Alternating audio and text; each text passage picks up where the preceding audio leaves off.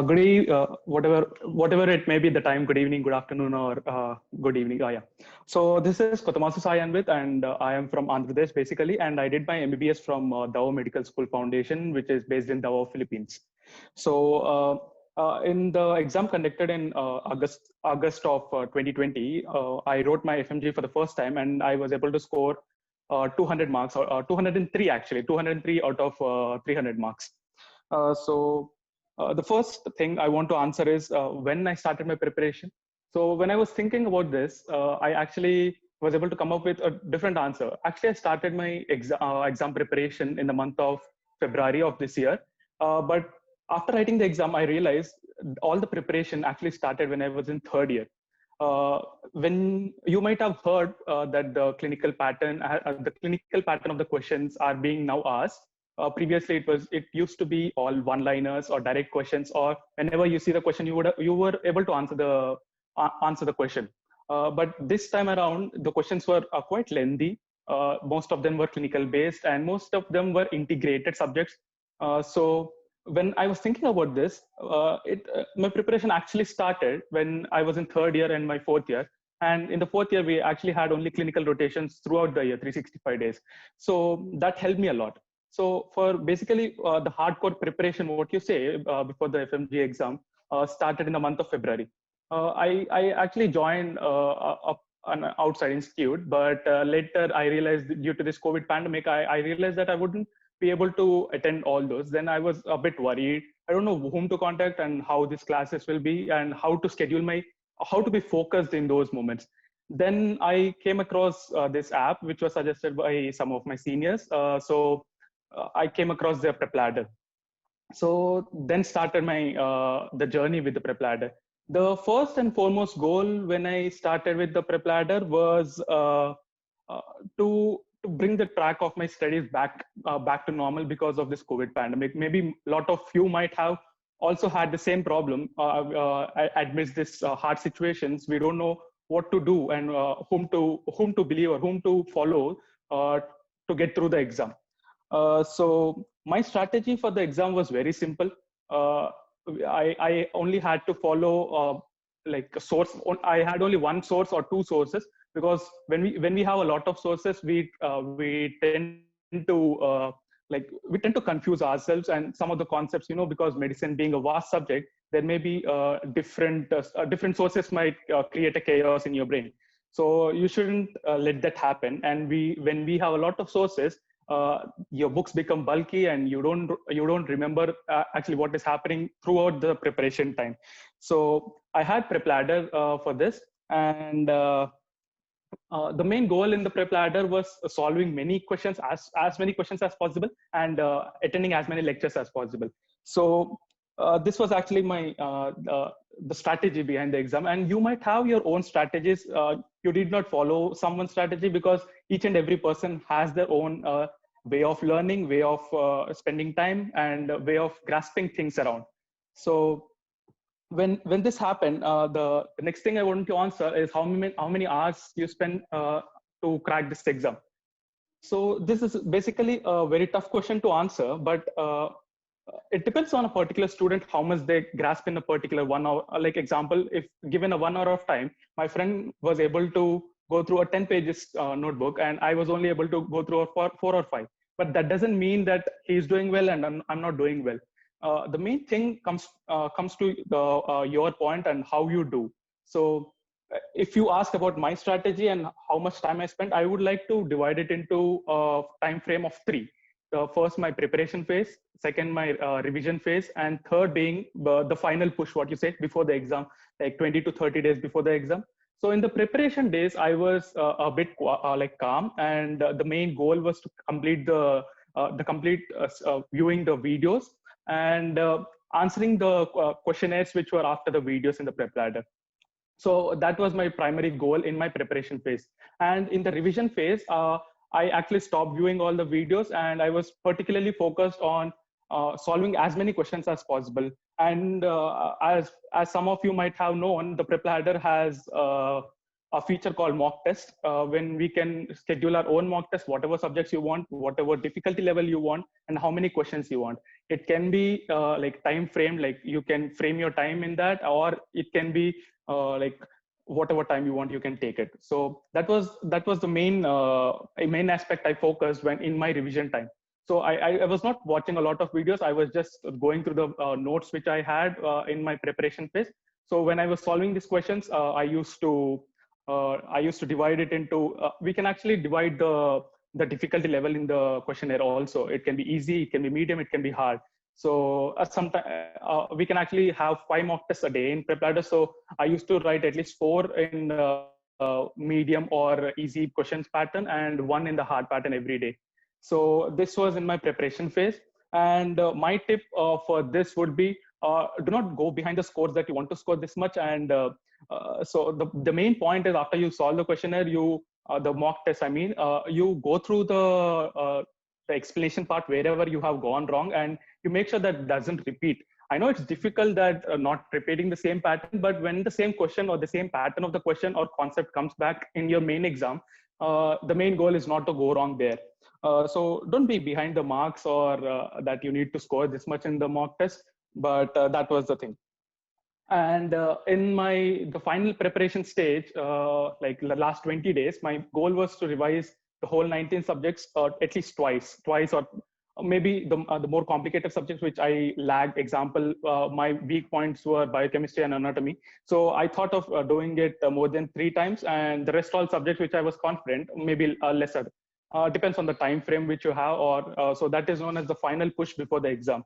So that was it. The final push in the exam, I used to study around 12 to 13 hours a max a day. So, and I feel even the rest time is very important during your final preparations, because you should not feel the exhausted next day, because your efficiency comes down. That is my own theory behind it. Your efficiency should not come down day by day before the exam, because I feel it will hurt you in the day of the exam.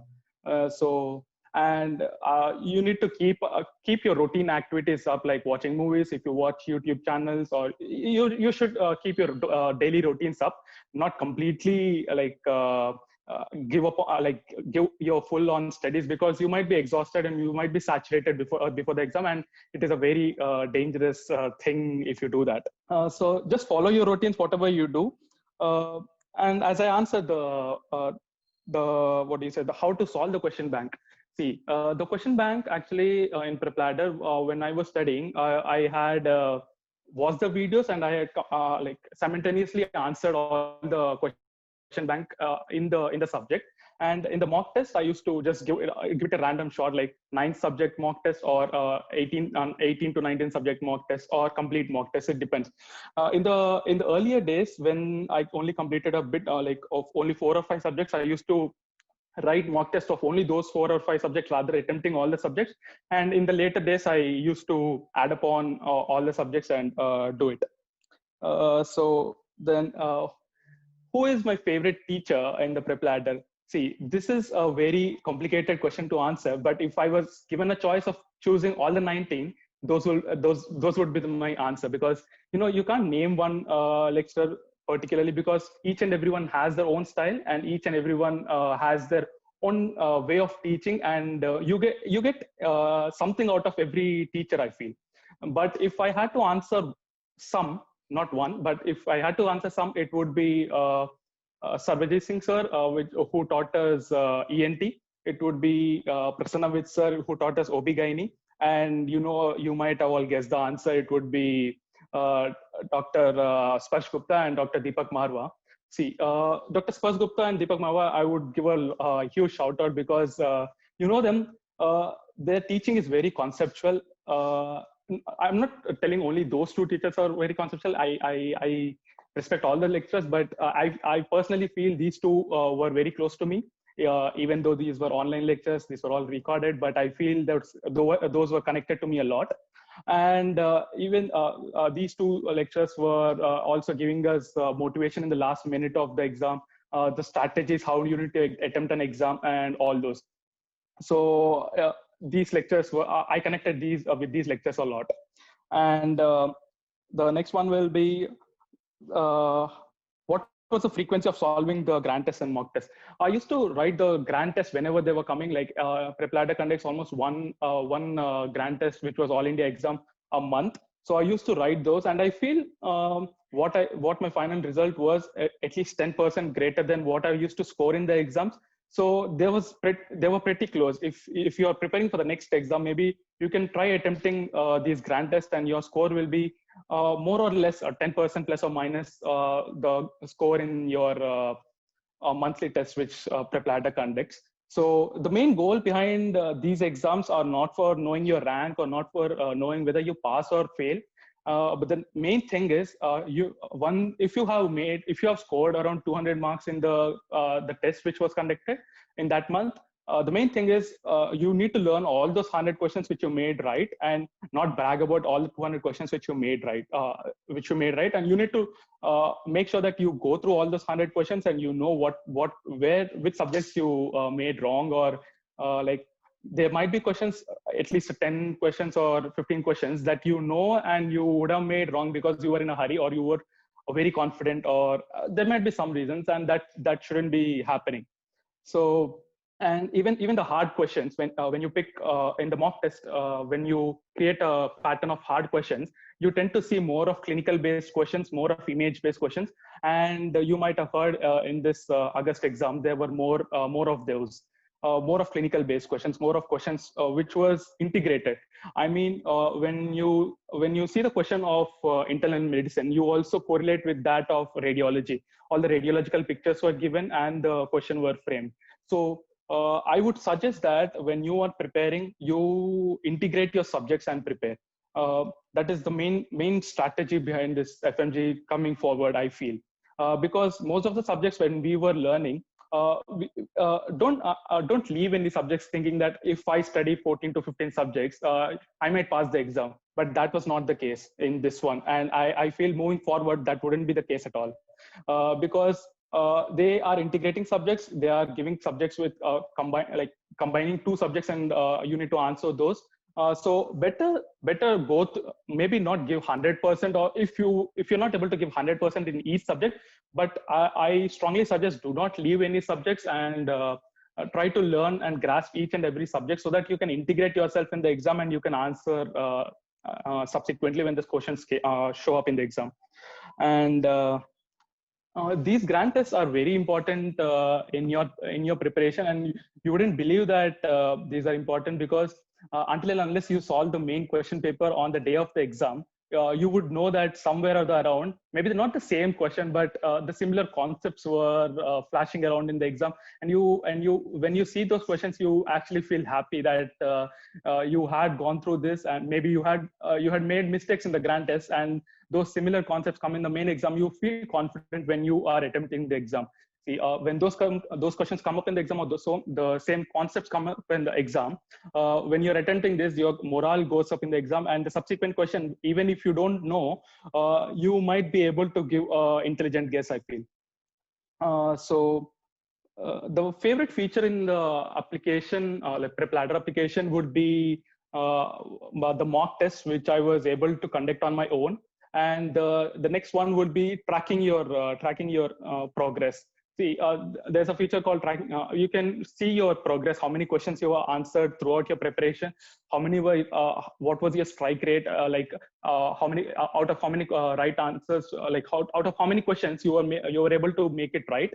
So it builds up your confidence. If you are scoring at around a strike rate of 60%, among all the questions you have answered, if 60% of the questions were right in your progress throughout your preparation phase, so you somewhere in your brain or your heart, you might feel that maybe I can crack this exam because I was able for example, I almost was able to write around 6,000 to 5,000 odd questions, and I was able to score around 70%, 60 to 70% were right in those. So at the end of preparation, like 5 to 6 days before the exam, and you look at those figures, you somewhere in your brain you have this confidence that you might be able to crack the exam.